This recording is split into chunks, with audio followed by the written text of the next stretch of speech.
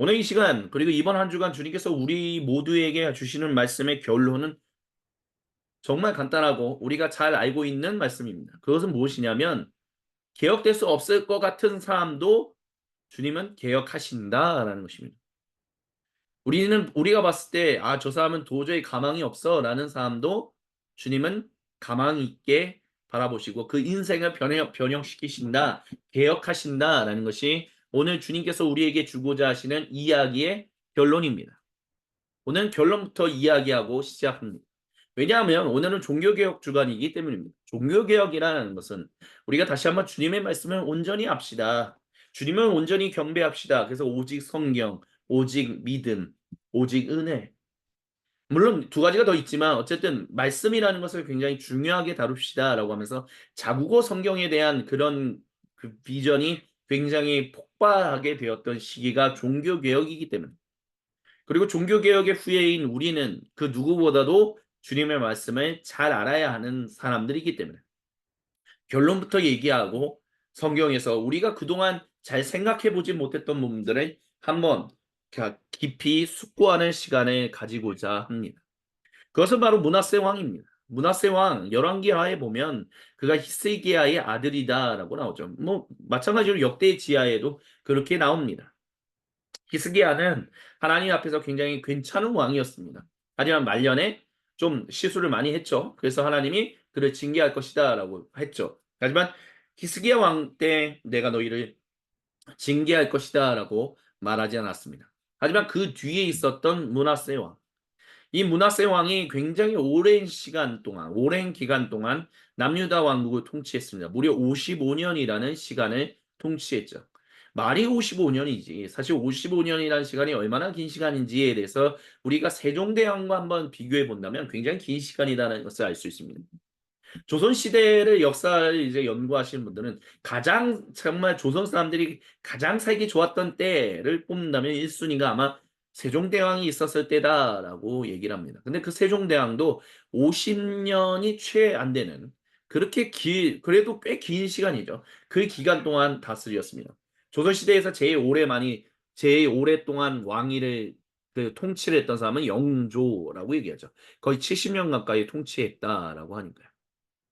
그러니까 55년 동안 므낫세 왕이라는 사람이 통치를 했는데 그리고 보통 우리가 왕이 그렇게 오랜 시간 통치를 하면 그 왕은 꽤 괜찮은 왕이었다. 그때는 좀 치세를 좀 평화를 누리면서 살아갔지 않았겠냐 뭐 그런 얘기들을 할 때가 있습니다. 하지만 므낫세 왕 때는 전혀 그렇지 않았다라는 것입니다. 왜냐하면 55년 동안 특별히 열왕기하의 저자는 므낫세 왕이 하나님부터 그의 아버지하고는 히스기야하고는 완전히 다르게 완전히 우상을 숭배하게 됨으로 말미암아 그 모든 남유다 사람들이 하나님으로부터 멀어지게 되었다라고 얘기를 합니다. 그래서 열왕기하의 저자는요. 므낫세 왕 때문에 물론 히스기야 왕도 원인을 제공했지만 므낫세 왕으로 인해서 도저히 돌이킬 수 없는 이제 남유다 왕국은 완전히 하나님이 즉 심판하실 수밖에 없다라는 것이 결정난 것처럼 이야기를 합니다. 그래서 므낫세 왕은 결국에는 회심했다, 하나님 앞에서 돌아왔다 이런 이야기는 열왕기하에는 기록되어 있지 않습니다. 근데 오늘 우리가 가지고 있는 이 역대지라고 얘기하는 이 역대지는 므낫세가 이 므낫세 왕이 아시리아 왕의 포로로 끌려갔다가 돌아오면서 개혁되었다, 회심했다라는 정반대의 이야기를 우리에게 전해주고 있습니다. 그러니까 구약 성경 안에 우리가 보통 신약 성경에도 복음서를 보면 예수님의 죽음, 순환, 뭐 부활에 대한 이야기를 보면 마태, 마가, 누가, 요한이 이야기하는 것이 각각 다른 면들이 있잖아요. 그런 것처럼 므낫세 왕이라는 존재에 대해서도 열왕기 저자와 역대지 저자가 풀어놓는 하나님의 백성들에게 풀어놓는 이야기는 다르다라는 것입니다. 그러니까 열왕기를 보면 이 사람은 회개하지도 않았는데 뭐야 역대지하에서는 왜 회개했다라고 나오느냐라고 얘기한다는 거죠. 그래서 이 부분에 대한 이야기를 우리가 좀 같이 나누고자 합니다. 일단 첫 번째로 우리가 가지고 있는 오늘날의 66권의 이 성경은 헬라인 고대 그리스어로 번역되었던 septuagin트 그 성경의 버전을 그대로 가지고 와 있습니다. 그러니까 오늘날의 유대인들이 사용하고 있는 히브리의 성경, 즉 마소라 텍스트라고 얘기하는 그 성경의 배열하고는 굉장히 다릅니다. 그렇기 때문에 역대지하는 이제 느헤미야, 에스라 그 바로 앞에 붙어 있지요. 하지만 오늘날에 21세기 유대인들이 읽고 있는 성경에는 역대지하는 그들이 가지고 있는 성경의 맨 마지막 부분에 놓여 있습니다. 그러니까 역대지하라는 것은, 그리고 역대지하를 보면 우리가 알겠지만 역대지하의 거의 끝이 무엇으로 나와 있냐면 바로 페르시아의 초대 왕이었던 황제였던 키루스 2세 고레스 왕이 포로로 끌려갔던 사람들을 돌아오게 한다라는 이야기로 마무리하게 됩니다.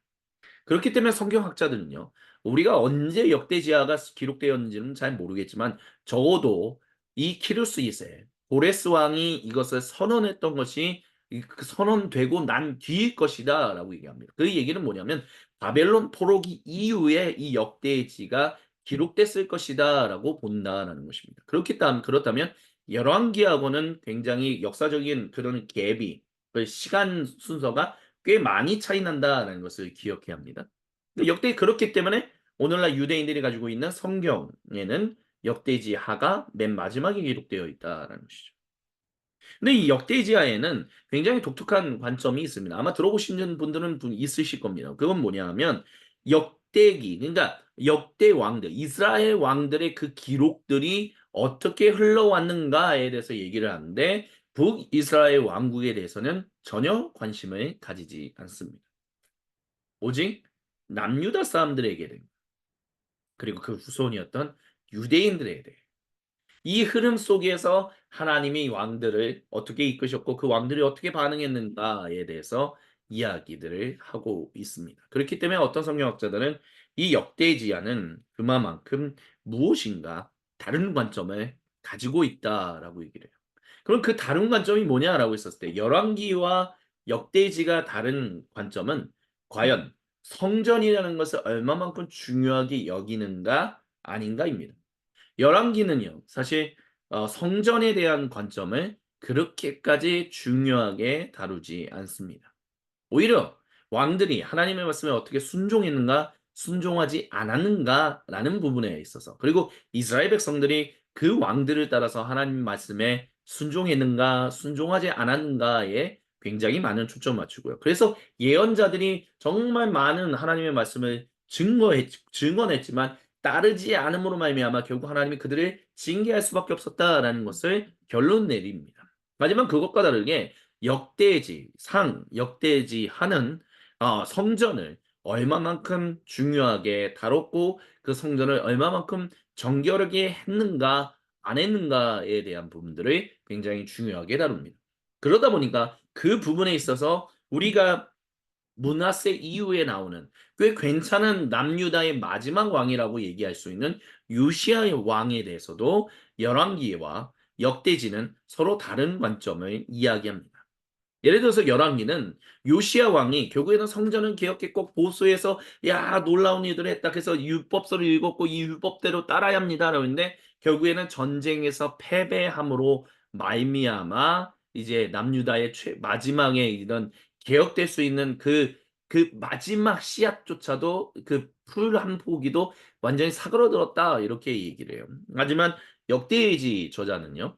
요시야 왕이 무엇인가 실수를 하고 잘못을 함으로 말미암아 결국 그가 오히려 하나님 앞에서 징계를 받을 수밖에 없어서 전쟁에서 전사하게 된 것이다라고 이야기를 합니다. 이렇게 관점들이 다르다라는 거죠. 근데 요시야 왕이 그럼 뭘 잘못했느냐라고 했었을 때 중요한 것은요. 요시야 왕이 분명히 그때 당시에 발견된 신명기서라고 우리가 보통 보는 그 신명기 책을 가지고 개혁을 일으키고 여러 가지 일을 했지만 그만큼 과연 성전에 대한 부분들을 강조를 했는가, 성전에 대한 부분들을 중요하게 여겼는가라는 부분에 있어서는 그가 무엇인가 실수한 부분이 있었다라고 하면서 요시야 왕의 그 죽음이 하나님 앞에서 실수하고 잘못한 것으로 인하여 징계받은 결과다. 그가 죽게 된 것이 그렇게 이제 풀어 나간다라는 것입니다.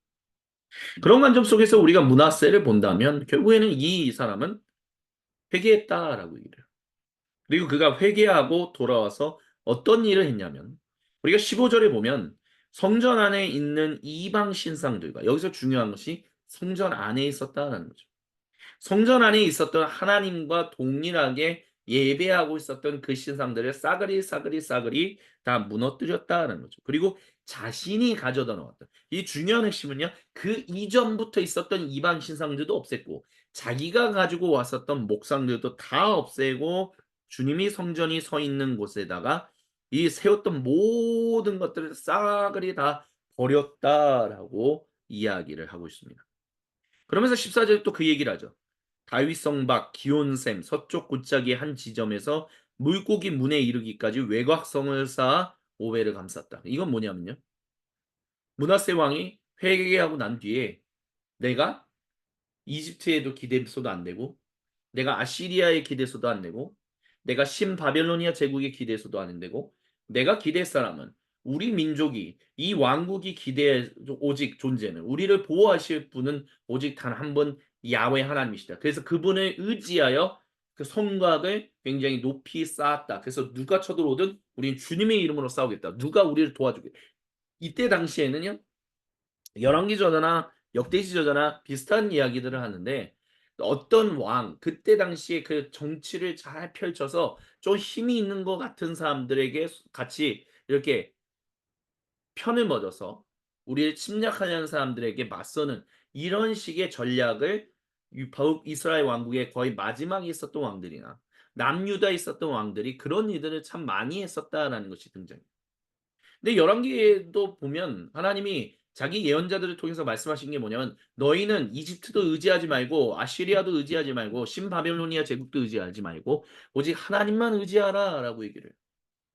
근데 의지하지 않는다는 거죠. 그래서 결국에는 징계받아서 북이스라엘 왕국은 남 아시리아 제국에 의해서 망하고 남유다 왕국은 신바벨로니아 제국에 망하고 이런 일이 일어났다는 거죠. 근데 므낫세는 그 일에 있어서 다르게 행동했다. 나는 오직 하나님만을 의지하겠다라고 하면서 나아갔다라는 것입니다. 이런 므낫세의 모습을 통해서 열왕기 저자가 얘기하는 것과 다른 역대지 저자가 말하는 이 므낫세 왕의 모습을 통해서 하나님이 결국 우리에게 결론적으로 우리가 처음부터 말씀드렸던 거죠.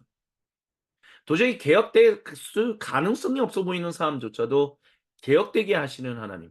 우리는 이렇게 볼 수 있다는 거죠. 물론 이게 뭐 어떤 게 더 사실을 가지고 있냐. 이건 야 역대지는 이거는 좀 허구야라고 얘기하는 사람들도 실제로 있어요. 실제로 므낫세 왕은 회개한 적이 없어. 그는 끝까지 회개하지 않고 그냥 죽었어. 라고 얘기하는 사람들도 있거든요.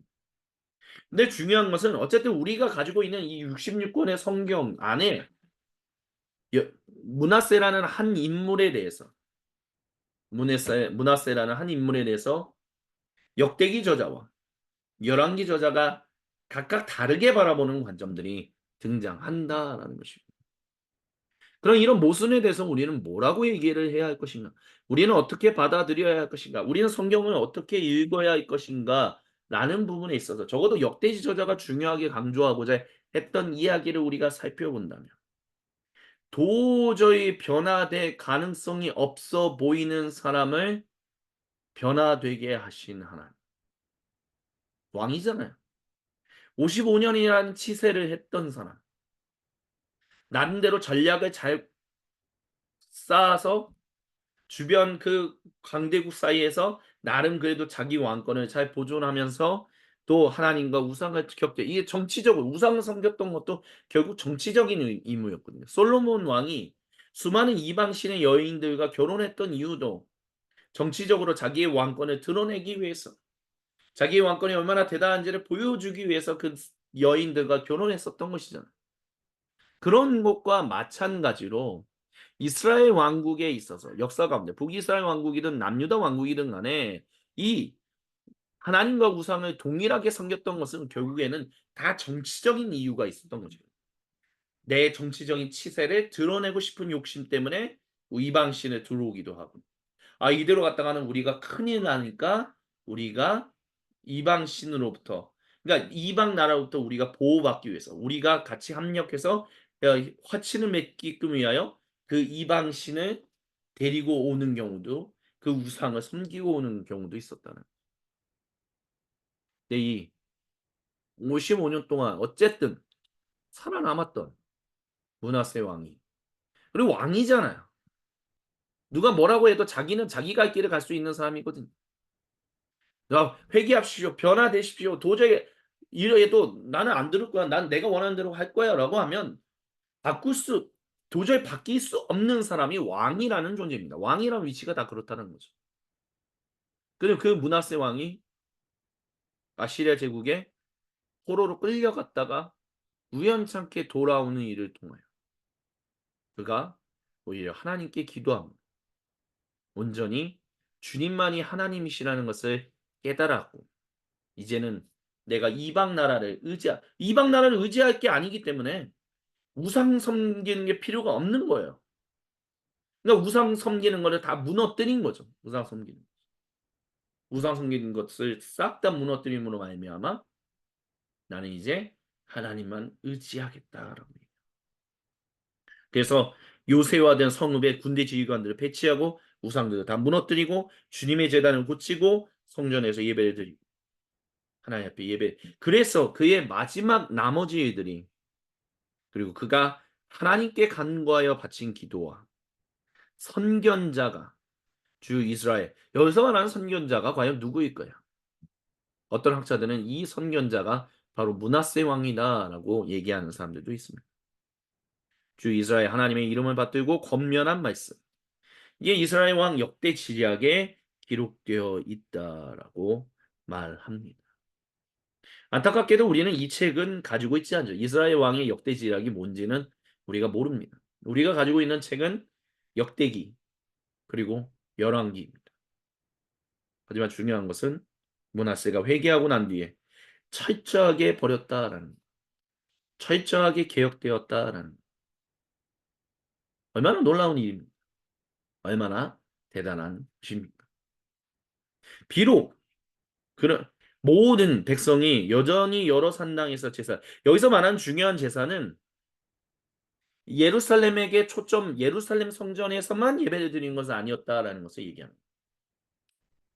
하지만 이들의 예배는 적어도 이때의 예배는 하나님께만 예배를 드렸다라고 역대기 저자는 분명하게 선언하고 있습니다.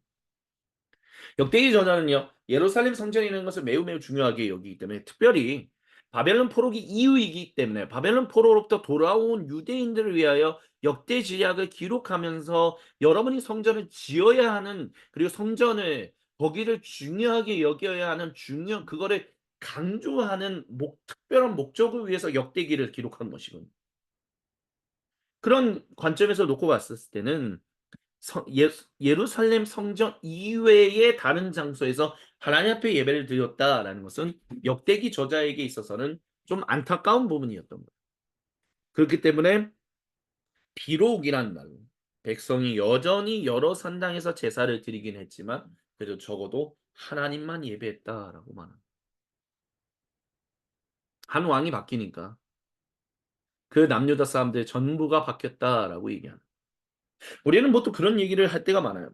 그 중세 시절에 보면 중세 시절에 중세 시절 그러니까 로마 제국이 서로마 동로마로 나눠지고 난 다음에 이방 민족들이 유럽으로 막 들어오면서 이 로마 제국이 서로마 제국이 망하고 그러면서 다시 재복음화를 해야만 하는 때가 주 5세기로부터 8세기까지라는 그 기간 동안 일어나야 했었거든요.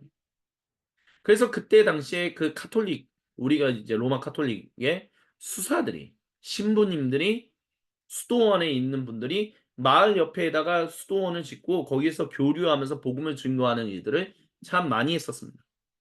근데 주 5세기로부터 8세기에 그 복음을 전하다 보면 한 사람 한 사람 그냥 일반적인 직책을 가지고 있는 사람들이 복음을 받아들이는 것보다는 그 지역의 우두머리가 주님의 복음을 받아들임으로 말미암아 집단적으로 그 사람이 다스리고 있는 모든 집단의 삶이 한꺼번에 회심하고 한꺼번에 개혁되는 일들이 일어났었어요. 근데 그런 것들에 대해서 조금 진보적인 교회 그리스도교 역사가들은 뭐라고 얘기하냐면 "그런 식의 회심은 결국 진정한 회심은 만들어내지 못한다."라고 얘기해요. 그래서 그런 진보적인 회심을 얘기하는 사람들은 로마 제국에 의해서 콘스탄티누스 황제에 의해서 그리스도교가 로마 제국의 공인이 되고 난 이후에, 즉 황제가 이제 "그리스도교만 믿자."라고 하면 황제가 회심함으로 말미암아 로마 제국에 있는 전체 그 제국 사람들이 다 회심하게 된 그것이 결국에는 진정한 회심을 만들어내지 못했다라는 비슷한 류의 이야기로서, 결국 위에 있는 사람이 회심하는 것은 밑에 있는 사람들에게 큰 영향을 끼치지 못한다. 이런 얘기들을 참 많이 할 때가 있어요. 하지만 교회의 역사는요. 지난 2000 년도의 교회의 역사는 위에 있는 사람이 한 명이 정말 진실하게 바뀌었을 때 밑에 있는 수많은 사람들이 정말 참되게 변화되는 모습들을 보여주고요. 또한 반대로 요나서에서 우리가 요나서의 말씀을 잠깐 살펴봤지만 요나가 결국에는 마침내 뱃속에서 토함을 받아서 육지로 나온 다음에 니느웨로 가잖아요. 니느웨에서 하루만 복음을 전했거든요. 근데 먼저 니느웨에 있는 일반적인 사람들이 다 회심하게 되는 일들이 일어났어요. "우리가 하나님 앞에 회개하자, 회개하자." 하면서 회개 운동이 일어나는 거예요. 근데 그것이 니느웨 왕에게까지 이루어져서 다수가 회심하는 일이 한 명의 지도자에게도 큰 영향을 끼쳐서 지도자까지 회심하게끔 만드는 일들도 있었습니다. 무슨 얘기를 하고자 하냐면 주님이 오늘 이 시간 저와 여러분 우리에게 하고자 하시는 이야기의 핵심은 뭐냐면, 윗사람이 한 명이 바뀜으로 인해서 밑에 사람이 한꺼번에 개종하는 일들이 "아 그거는 진정한 회심이 되지 못해."라고 얘기하는 것도 잘못된 얘기다라고 우리는 깨달아야 한다는 거예요. 왜냐하면 한 명이 진정으로 위에 있는 사람이 회심했을 때 그 밑에 있는 사람으로부터 진정한 회심이 일어나는 경우들이 교회 역사 가운데서 많이 일어났었고요. 반대로 다수의 일반적인 사람들이 바뀜으로 말미암아 위에 있는 높은 사람이 한 명이 바뀌는 일들, 그런 일들도 교회 역사 가운데서 그리고 하나님 백성의 역사 가운데서 종종 왕왕 일어났었다는 것을 우리는 기억해야 합니다. 그렇기 때문에 주님이 결국에는 도저히 '아 이게 회심이 가능하겠어?' 우리가 결론부터 얘기하고 우리가 얘기하고 지금 진행하고 있는 거 아닙니까? 우리가 생각했을 때는 '도저히 회심할 가능성이 없어.'라고 하는 사람도, 그 도 "개혁될 수 없어."라고 얘기하는 사람도 하나님이 "개혁하신다."라고 얘기합니다. 근데 그 결론을 쪼끔 더 확장시켜야 한다는 거죠. 한 명이 회심하면, 예를 들어서 부모 그 가족에 있는 그곳의 아버지가 회심함으로 인해서 "우리 이제 다 같이 교회 가자." 근데 그 아들들 자녀들이 아버지만큼의 그런 믿음의 모습을 잘 못 보이면 주변 사람들이 그렇게 쉽게 얘기할 때가 많아요. 아유 그래 봐. 그러니까 진정 회심은 부모가 다닌다고 해서 회심이 일어나는 게 아니야. 어쨌든 진짜 자기가 만나는 그 만남이 있어야만 회심이 일어나는 거지. 우리는 이런 얘기를 나도 모르게 쉽게 던질 때가 많다는 건데. 근데 중요한 것은 그런 말이 나도 모르게 '개혁될 수 있는 사람은 한정적이야.'라고 얘기하는 것을 나도 모르게 잘못 그런 이야기를 던지는 우를 범할 수 있다라는 것을 기억해야 한다는 것입니다. 그러니까 예를 들어서 그냥 교회에서 갑자기 어떤 가족이 나왔어요. 부모의 회심을 따라서 가족이 나왔어요. 그러면 할렐루야 주님 환영합니다. 그러면 그걸로 끝이어야 돼요. 그 사람들이 뭐 믿음 생활이 이러네 저러네 그러네. 그래 진정한 만남은 그 사람이 결국에는 만나야지, 뭐 부모가 믿는다고 자녀가, 뭐 자녀가 믿는다고 부모가, 이런 식의 뭐 계속 말을 낳고 말이 연결되는 거 주님 앞에서 좋은 거 아니다라는 것입니다. 부모가 나와서 자녀가 나오면. 그래서 아내가 나왔는데 남편이 왔어요. 근데 남편이 쪼그리고 앉아서 계속 인상만 쓰고 있는 거예요. '아 그래. 진정한 만남이 있어야지.' 그런 얘기하지 말고 "개혁될 수 없는 사람이다."라고 얘기하는 것이야.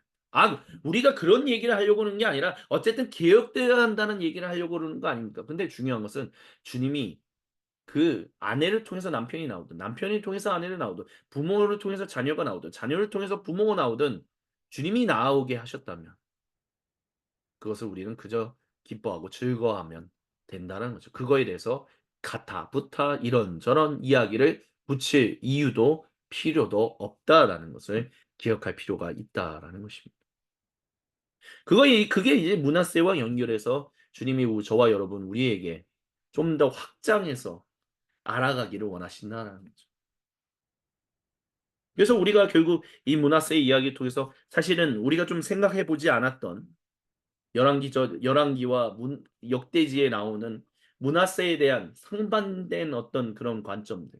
그 가운데서 우리는 므낫세를 어떻게 바라봐야 할 것인가라는 부분에 대해서 주님이 저와 여러분 우리 모두에게 지금 이야기를 나누고 계십니다. 어떻게 보면 좀 성경 공부한다 뭐 이렇게 보실 수도 있을 것 같습니다. 근데 적어도 종교개혁 주간에는 우리가 그전에는 뭐 그냥 알고 있었는데 그냥 대충 넘어갔었던 부분. 하지만 사실은 한 번쯤은 좀 깊이 숙고해 봐야 하는 그런 장면들을 우리는 좀 종교개혁 주간에는 좀 살펴볼 필요가 있다라고 우리는 얘기할 수 있어야 할 것입니다. 왜냐하면 성경은 우리가 알고 있는 것보다 더 많은 것들을 알아야 한다라고 이야기를 하고 있기 때문입니다. 그래서 결국 므낫세가 회심함으로 말미암아 제단이 회복되고 하나님 앞에 예배하는 일이 일어났었다라고 얘기하는 것은 우리에게 참 많은 도전을 주게 됩니다.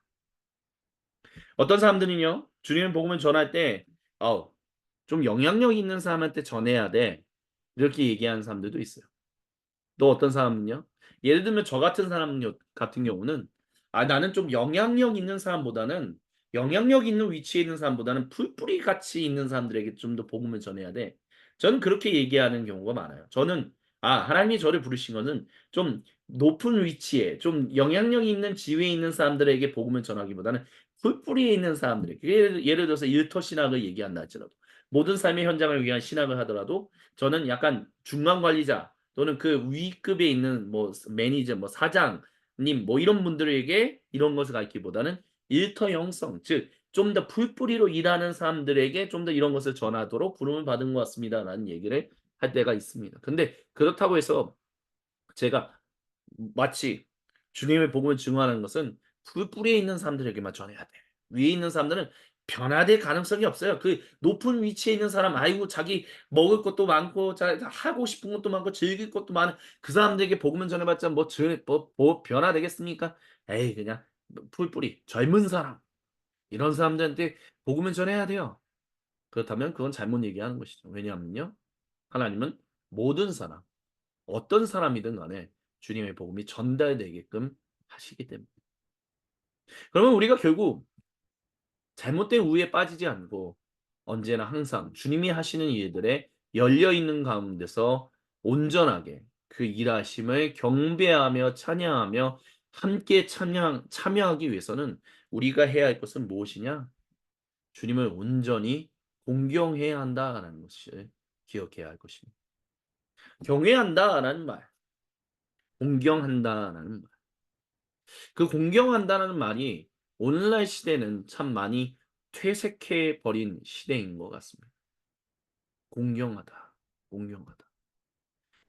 공경이라는 표현이 뭐지? 오히려 젊은 친구들은 그런 것들을 참 많이 질문할 것 같습니다. 근데 한번 좀 생각해 볼 필요가 있습니다. 주님을 무서워하는 것도 아니고 근데 주님을 온전히 공경하는 Fear the Lord. 우리가 어떻게 하면 주님을 온전히 공경하며 살아갈 수 있는 사람이 될 수 있는가? 주님은 오늘 그것을 저와 여러분 우리 모두에게 숙제로 남기십니다.